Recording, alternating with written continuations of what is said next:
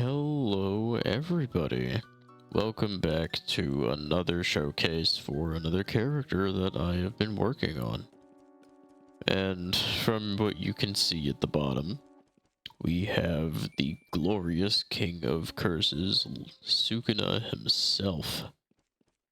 And this one I would say is, if not my highest quality that I've ever produced for a custom moveset. This is fully custom moves, not a single move is just another move from that was already in the base game. So I feel pretty proud about this one. This one took a long time. It's been done for maybe a month or two. I've just been fine-tuning it and playtesting it and procrastinating, mostly. But we're here now. And eventually, if anybody needs a tutorial on how anything works inside of the Sukuna, just leave a comment. I will gladly read every single comment posted on this video, so without further ado, let's get into it. So first with Sukuna, we'll just go over his base moves, and then we will go over his special. Usually I like to get the special out of the way as well earlier, but today we're going to do it after because of the way that it works. So first up, we're going to go for his M1s. He has bop, bop, bop, and bop. Pretty simple. The only difference between him and a regular character is that he has a projectile second M1. And yes, he does have a down slam. I am still trying to figure out the uppercuts. For some reason they just aren't working, so we're just gonna have to live with that. Besides, most people use down slam anyway. I haven't really seen anybody complain yet, so works out. Either way, on to the first move. Cross slash. In cross slash, this one was actually very fun and easy to make. This one utilizes a lot of fun technical things that I figured out with animations, but how this works though in gameplay, it is invincible on startup, and it does, I think, about 8 damage, maybe a little bit more. Something that you will see throughout the Sukuna moveset is that its damage is very low on its own, and this character will be very difficult, as this character is not a boss moveset. This is just a regular moveset, because the reason why I made this was because I was very tired of seeing all of the overpowered, poorly made Sukunas on the workshop. There's a lot of well-made Sukunas out there. I'm not saying that they're all poorly made. I'm just saying there's a lot of shitty ones, and then there's a lot of OP ones, and I just didn't like it. So I made my own. Anyway, on to the second move. The second move is Cleaving Hand. Here's what it looks like. And if you hit somebody during your dash, it'll do a cleave and launch them back, dealing quite a bit of damage for the Sukuna. And I'd suggest this one as a combo ender, personally. That's just how I built it. But there's probably combos that I don't even know that even exist. And for your 3, which I am thinking about replacing, but I just haven't had the time or really inspiration to change it, this is Clashing Tyrant.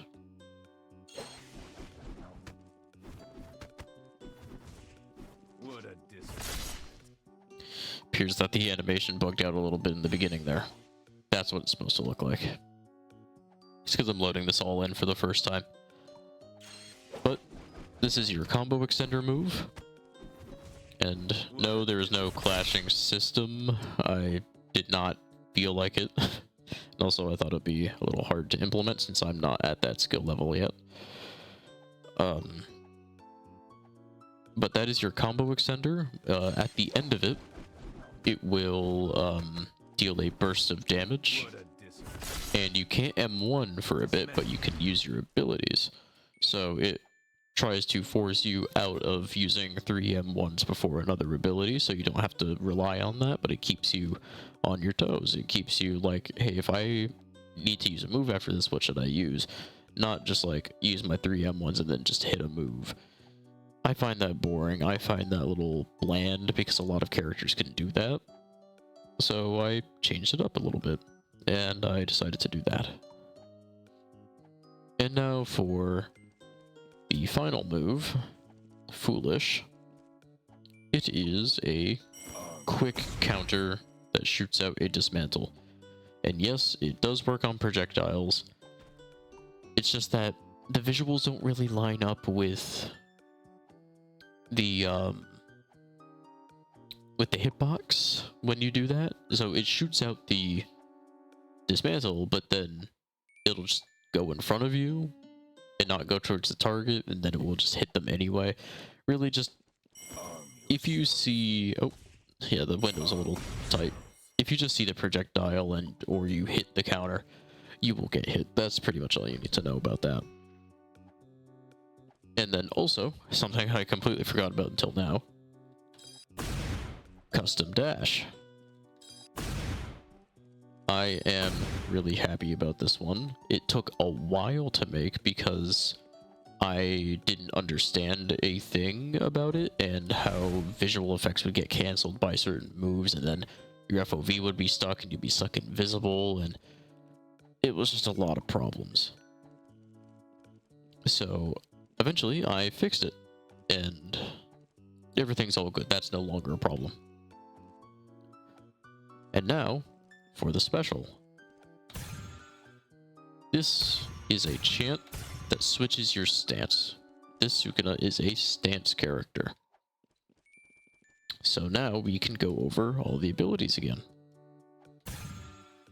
In stance 2, cross slash goes from a backflip slash into an AoE stun attack. Still does some damage, not as much as cross slash, but it's a decent amount. Also, whenever you finish using a move within second stance, it will revert you back to default stance. So you will have to keep switching. Now, Cleaving Hand in stance 2 has become Spiderweb. Very, very short range attack, but it launches people up and combos really well into that if the rubble didn't kind of mess me over there.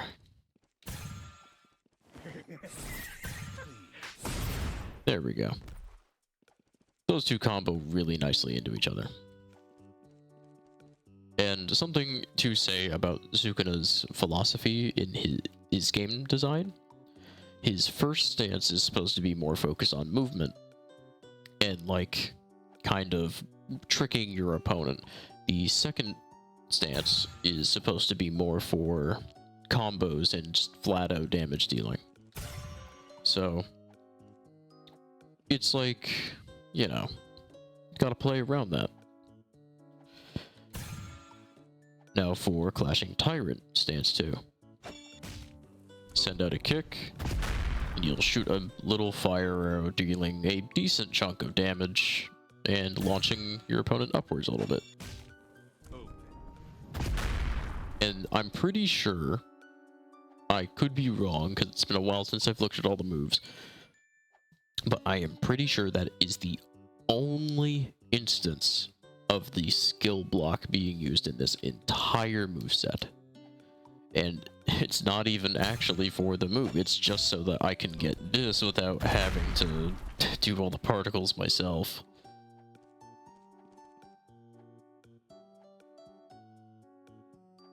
And now, for Foolish, it is supposed to be like an anti-feint. So your counter, that's just you putting your arm out and doing a different voice line, different sound. But when you do this, you're trying to trick your opponent into thinking like, oh, I shouldn't hit that, they just did the pose. But no, it's actually still gonna shoot out as a projectile. And it does a little bit less damage than the counter. But that's because you can also combo it out of Spiderweb. But yeah, that is all of Sukuna's base moves. Now let's get a little bit more ult here by doing a combo.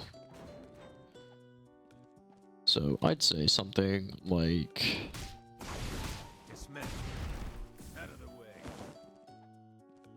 Oh, it appears I have messed that up, but whatever. You guys will probably be better at it than I am.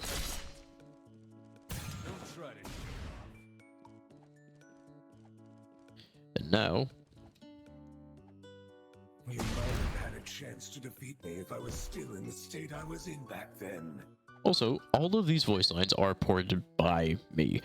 There is a severe lack of English JJK voice lines. I swear if any of you watching this video can like upload some and like remove the background sounds and all that, you would be lifesavers and you would save me so much time. Please. And thank you in advance.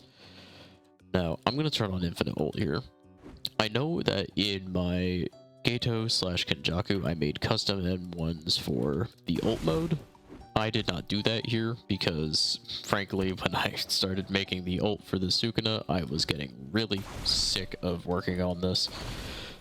But not in the way of like, oh, I don't want to create this and I don't want to make it good. Like, of course I want to make my stuff good, but I'm just saying, at this point, I just really didn't want to go through the hassle of making custom M1s and timing it and just like, oh no, I just want to do the moves and then I'm done.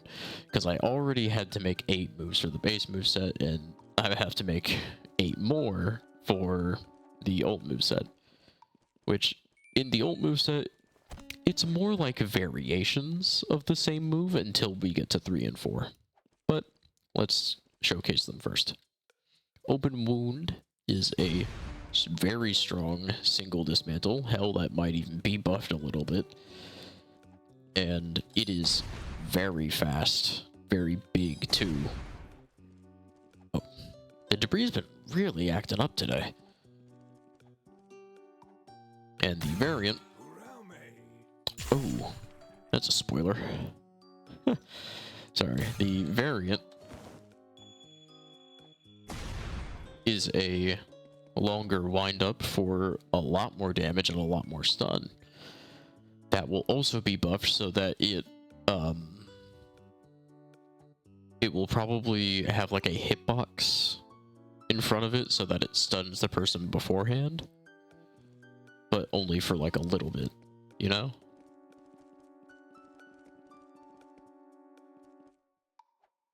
And then, as I spoiled earlier, Sub-Zero Assistance is Urame.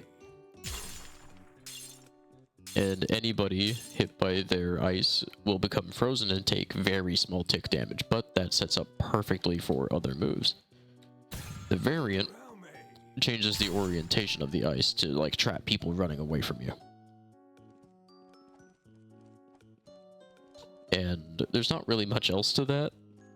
I will say, getting that to look good was kind of like, it was not easy, I will say. And now for Sukuna's 3, Perfect Curse Control, which is a massive damage black flash that will teleport you to your target that you're looking at. Immaculate damage. Look at that. It puts it all the way to the Y on dummy. So, pretty strong, I'd say. And then the variant is RCT, which heals you for, I'd say, a pretty decent amount, but nothing too, like, demoralizing when you're fighting it.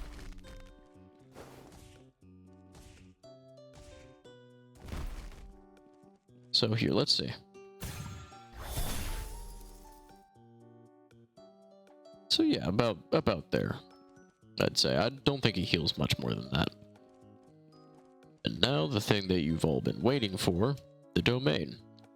I have noticed a lot of people with their Sukunas in the workshop will copy and paste the same domain from another person. I don't know who the original is because there's so many of these. But I decided to make my own because I like making my own stuff. If I'm copying pasting something, then I'm not making it mine. So I think personally that for making movesets and claiming that it's your own, I think copy and pasting that aspect of it is a little lame. Unless you're still learning. It's like tracing in artwork. You can use it to learn, but just claiming it as your own is not cool. Either way, without further ado, let us showcase the final move, Pinnacle of Sorcery. Domain expansion. Malevolent Shrine.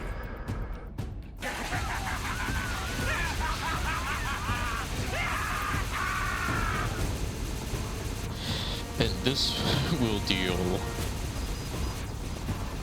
heavy tick damage to people inside of the area.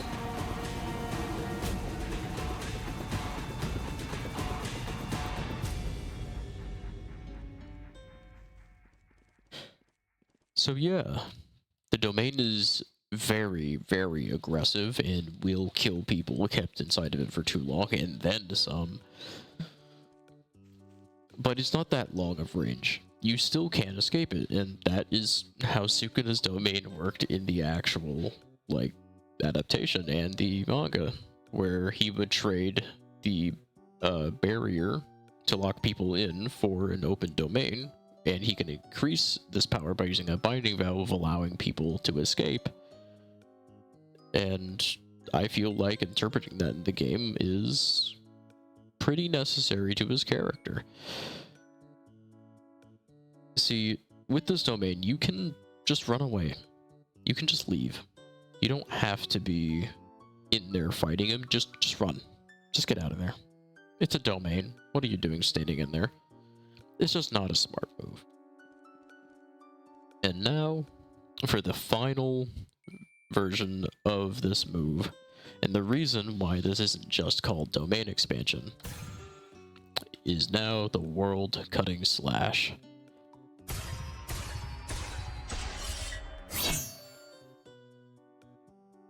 Stand proud. You are strong. And it will send out a slash with a very large hitbox.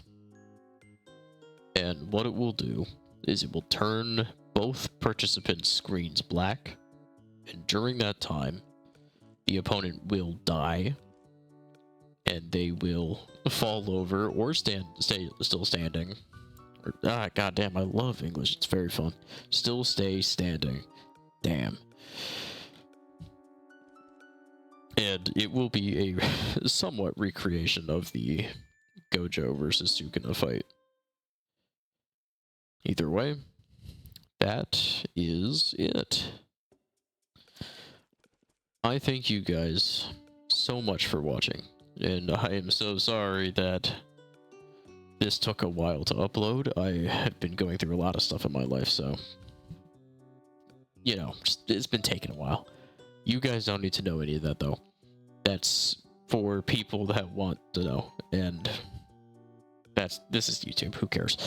So, again, I appreciate it very much for your attention and for sticking with me and supporting my essentially work by doing this.